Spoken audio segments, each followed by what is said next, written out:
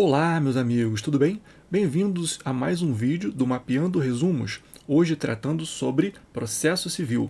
Hoje nós vamos falar sobre o assunto processo. Relembrando que eu sempre digo nos vídeos anteriores, essa é uma série bastante resumida, mais própria para quem quer fazer uma reta final, está prestes a fazer uma prova e já estudou essa matéria. Portanto, se você ainda não viu esse assunto, recomendo que pare, veja pela primeira vez em alguma aula, algum cursinho, algum livro, algum PDF, que vai ser mais proveitoso. Aqui a gente vai ser um apanhado bem abrangente, bastante objetivo e bastante sintético da matéria, ok? Então vamos lá. O que a gente pode falar sobre processo? Processo, a gente tem, de acordo com a doutrina, algumas fases metodológicas. A gente tem a fase sincretista ou praxista, a gente tem a segunda fase autonomista, processualista, a terceira fase instrumentalista ou teleológica e a quarta fase atual neoprocessualista ou formalista valorativa. O que é a primeira fase, sincretista ou praxista? Essa foi a fase que vigorou na doutrina até o século XIX. Ela considerava o direito processual a mesma coisa do direito material, um apêndice do direito material. Por isso, sincretismo. Havia um sincretismo entre o direito processual e o direito material. A atenção ao processo nessa fase era a praxis, a prática forense. Não se importava muito com a doutrina do direito processual, mas sim com a prática, com o que o processo era no mundo real. A segunda fase, chamada de fase autonomista ou processualista, já toma um pouco mais de atenção à ciência do processo. Ela vigora até o século XX e tem como principal teórico Oskar von Bülow. Ela é muito importante porque ela trouxe autonomia da ciência do processo. Ela é também, por isso, chamada de fase científica ou fase conceitual do processo civil. É muito importante a gente tratar dessa fase que ela vigora até a Segunda Guerra Mundial, mais ou menos, e ela foi que sistematizou a ciência do processo. Foi a primeira fase doutrinária, científica, a sistematizar a ciência do processo. A terceira fase, já fase instrumentalista, teleológica, ela começa a aparecer no pós-Segunda Guerra. Depois da Segunda Guerra Mundial, ela começa a aparecer com Mauro Capelletti, com Vittorio Denti, alguns doutrinadores italianos que trouxeram a reaproximação do processo com o direito material. Se a segunda fase, a autonomista, processualista, ela separa o processo do direito material, a terceira fase, instrumentalista, ela traz a noção de que o processo é um instrumento para se garantir o direito material, para se realizar o direito material. O processo civil, então, ele é uma ciência autônoma, mas com uma finalidade. Qual é essa finalidade? Realização do direito material. Ela tem uma perspectiva multidisciplinar, uma relação circular de interdependência do processo e o direito material. Então, o processo depende do direito material e o direito material depende do processo também para existir, ok? Essa é a terceira fase. E a quarta fase, fase neoprocessualista ou formalista valorativa. É a fase atual em que nós nos encontramos. Os expoentes dessa fase no de Brasil são Didier, Marinoni, Mitidiero, são os grandes doutrinadores do processo civil que tratam do processo na fase neoprocessualista. E essa fase neoprocessualista, ela busca a aproximação da ciência do processo, dos institutos, as categorias do processo, com as categorias e com os institutos constitucionais. Ela traz o neoconstitucionalismo aplicado à ciência do processo, garantia de direitos fundamentais, limitação do poder do Estado e todas as categorias e todas as características do neoconstitucionalismo aplicados à ciência do processo, ok? E acepções de processo. Quando a gente fala em processo, quais são as acepções possíveis? Existem três grandes teorias: a teoria da norma jurídica, teoria do fato jurídico e teoria da eficácia jurídica.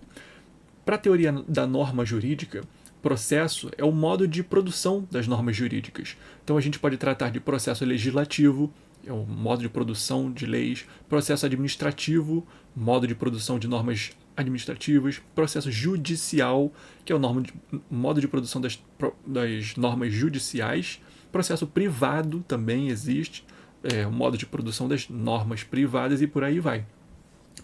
A teoria da norma jurídica trata nesse sentido.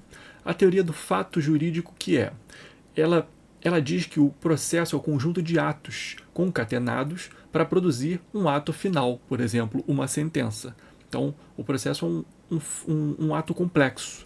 É um fato jurídico, é um ato complexo. Por quê? Porque ele é um conjunto de atos concatenados. Essa é a teoria do fato jurídico. E a teoria da eficácia jurídica? A teoria da eficácia jurídica é a que mais vigora na doutrina contemporânea, porque ela fala que o processo é um feixe de relações jurídicas. O processo não é um ato, não é um simples conjunto de atos, ele é um feixe de relações jurídicas. É um conjunto de relações jurídicas surgidas dos atos processuais. Então, o processo, nessa acepção mais contemporânea, pós-moderna, ele é um feixe de relações. São relações complexas que vinculam não só as partes, mas também o juiz e terceiros que venham a intervir ou tenham algum tipo de relação com esse processo, ok? Modelos de organização. O modelo de organização processual, o que a gente pode ver aqui? A gente tem o modelo cooperativo, modelo inquisitivo e o modelo dispositivo ou adversarial. Começando de baixo para cima, a gente tem... importante lembrar que esses modelos são modelos teóricos. Quando a gente vai ver na prática, quando a gente vai ver um código de processo civil, por exemplo, na prática, nenhum código de processo vai adotar simplesmente um modelo único, um modelo puro. Eles são modelos teóricos. Então, no nosso processo civil, a gente vai ver traços de modelo dispositivo, traços inquisitivos, traços cooperativos. A gente vai ver aqui que o Código de Processo Civil de 2015, ele tenta ser mais cooperativo do que inquisitivo e do que dispositivo. Mas é importante lembrar que essas características teóricas puras, elas não são encontradas sozinhas no Código de Processo. Existem vários traços delas, várias características espalhadas pelos códigos de processo. Então vamos lá. Tratando do modelo dispositivo ou adversarial, ele é focado nas partes. Por quê? Porque ele considera que o processo é uma coisa das partes. Então, o juiz ele só tem que garantir as regras do jogo para que as partes discutam e dominem a relação. Já o processo inquisitivo não. O processo inquisitivo, para ele, o centro das atenções é o juiz. O protagonismo é do juiz. O juiz tem totais poderes instrutórios para poder descobrir o que eles chamam de busca da verdade ou verdade real para alguns doutrinadores. Então, o modelo inquisitivo é isso. A gente vai perceber que num Estado liberal, na common law, existe uma predominância do modelo dispositivo, adversarial. E nos estados mais sociais, um pouco mais de predominância do modelo inquisitivo. Ok? O ápice do modelo dispositivo ou adversarial, para alguns doutrinadores, como Didier, seria o garantismo processual. O garantismo processual, então, ele buscaria trazer essa total liberdade das partes. Então, para isso, o modelo dispositivo adversarial seria perfeito para alcançar o garantismo processual, seria o ápice desse modelo. E o modelo cooperativo? O modelo cooperativo é aquele modelo que busca não ter protagonismos, nem partes, nem juiz, sem protagonismos, sem assimetria. Para a maioria da doutrina, foi o modelo que tentou ser adotado no Código de Processo Civil de 2015. Alguns doutrinadores, como Humberto Teodoro, eles meio que duvidam desse processo cooperativo. Porque eles dizem o quê? Que as partes elas não estão no processo com o objetivo de cooperar. Cada parte quer ganhar. E o juiz ele quer dar vazão ao seu trabalho. Então, o que eles dizem é que as partes e o juiz, os intervenientes do processo, eles não estão ali para cooperar uns com os outros. Cada um tem seus objetivos muito claros. E ignorar isso é tentar fechar os olhos para uma realidade que existe e sempre vai existir, que as partes estão para vencer e o juiz está ali para dar vazão ao seu trabalho o mais rápido possível. É uma crítica doutrinária, mas a doutrina majoritária entende que o Código de Processo Civil de 2015 adota sim o modelo cooperativo, ok? Passando então, o que a gente pode falar do procedimento. O que é procedimento e qual é a diferença de processo para procedimento? Procedimento é uma sucessão de atos interligados. É uma maneira lógica e consequencial de se organizar alguma coisa. Ele visa a obtenção de um objetivo final. Então, o procedimento é isso, é uma sucessão de atos interligados. Enquanto o processo não, o processo é um conjunto de procedimentos, certo? E nessa acepção, existe outra acepção também que trata de procedimento como o procedimento comum, procedimento ordinário, procedimento sumaríssimo, um procedimento como um método ou um sistema de organização. Relação jurídica processual. O que a gente pode tratar aqui?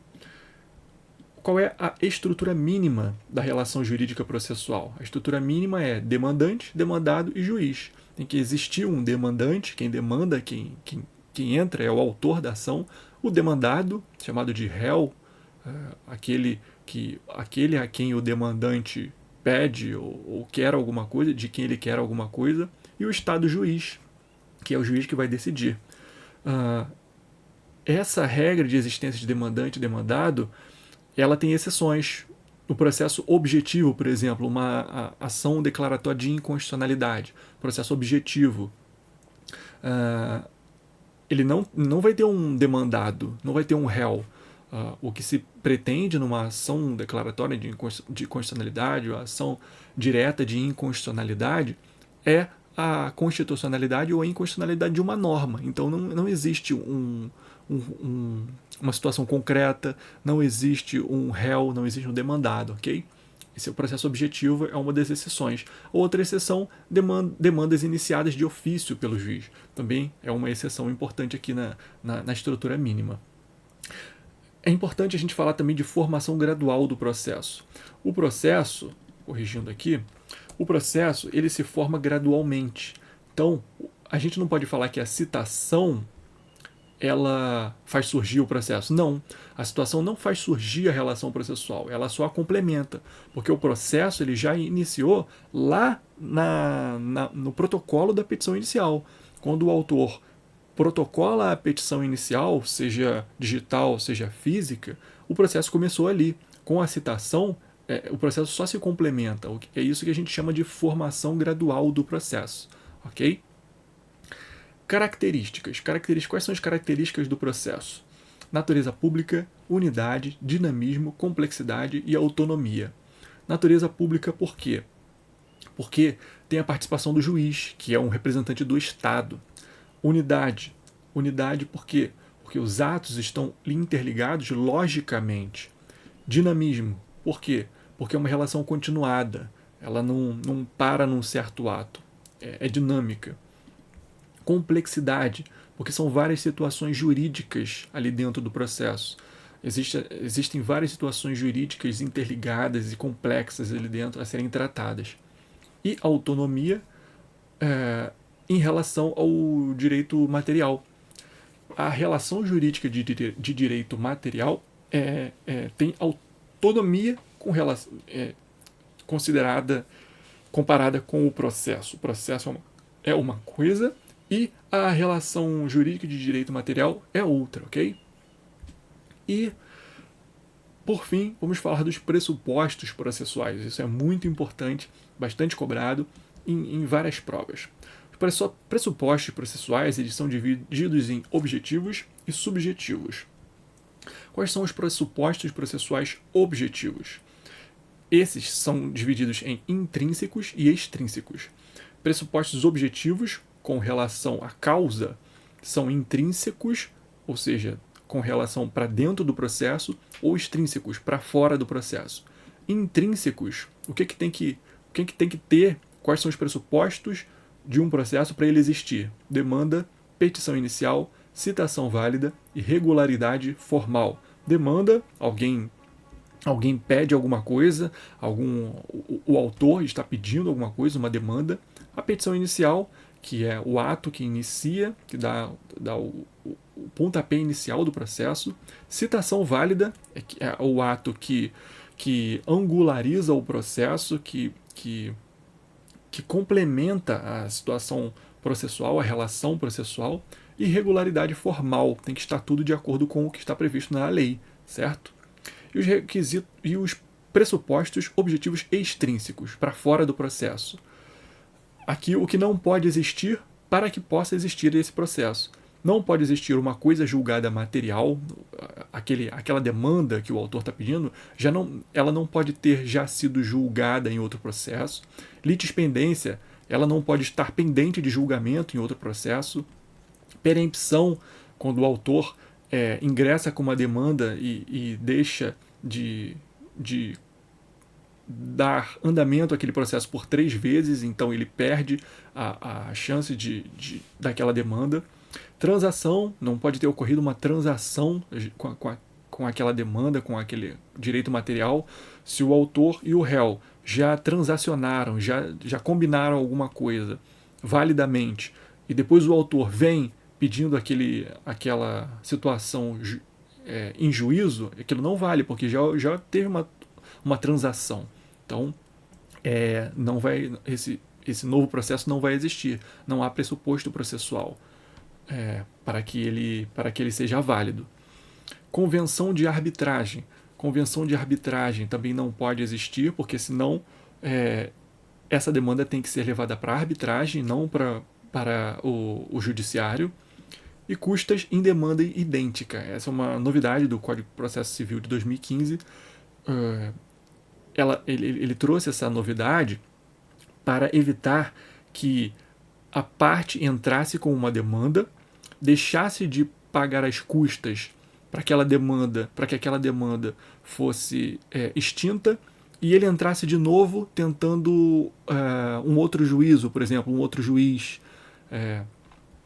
Isso aqui é importante porque evita isso, evita esse tipo de fraude, né? É um tipo de fraude. A parte entrou com uma demanda, ela não gosta daquele juiz, ela sabe que aquele juiz pensa diferente do que ela está pedindo. Aí ela deixa de pagar as custas daquela demanda, aí o juiz extingue o processo sem resolução de mérito e ela entra com outra demanda tentando outro juiz. Isso não pode. Então, deixar de pagar custas em uma demanda idêntica também é uma forma de não haver pressuposto processual objetivo extrínseco, certo? E os pressupostos subjetivos, quais são? Subjetivos, a gente pode falar de investidura, capacidade de ser parte, imparcialidade, capacidade de estar em juízo, capacidade postulatória. Eu pintei aqui de verde os pressupostos de existência do processo e de amarelo os pressupostos de validade do processo. Investidura.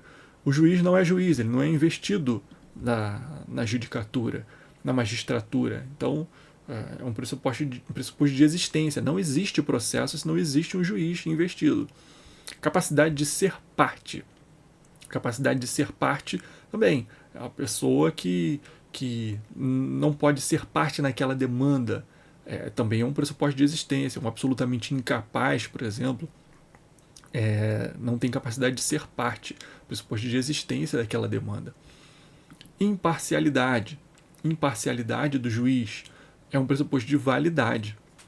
Capacidade de estar em juízo. A parte que não pode estar em juízo, um relativamente incapaz, que ele tem que estar assistido, por exemplo, a capacidade de estar em juízo é um pressuposto de validade. E a capacidade postulatória, saiu errado aqui, capacidade postulatória é a capacidade do advogado de entrar com a demanda. Se não há advogado naquela ação, falta um pressuposto de validade, ok? Que vai ter que ser corrigido pelo autor ou pelo réu. Bom, esses são os pontos mais importantes que eu resolvi trazer a respeito do processo. Espero que ajude, espero que vocês tenham gostado. Se vocês tiverem algum tipo de crítica, sugestão, eu peço que comentem aí, eu vou gostar muito de ler os comentários de vocês, muito importante. Eu estou aqui para aprender, estou aqui para compartilhar conhecimento, então o que vocês puderem comentar aí, o que vocês puderem enviar, o que vocês puderem dizer, para mim vai ser excelente. Eu gosto muito de compartilhar, eu gosto muito de manter esse contato e essa relação com as pessoas, que é assim que a gente cresce, né? Esse é o objetivo do canal. É crescer compartilhando e levando o conhecimento do direito, que pode nos dar mais clareza sobre o nosso país, sobre o nosso mundo, sobre a nossa vida. Isso é muito importante para a gente aprender a conviver, aprender a dialogar, que é o que mais esse mundo está precisando, não é? Então vamos lá, pessoal. Até a próxima. Um abraço e tchau, tchau.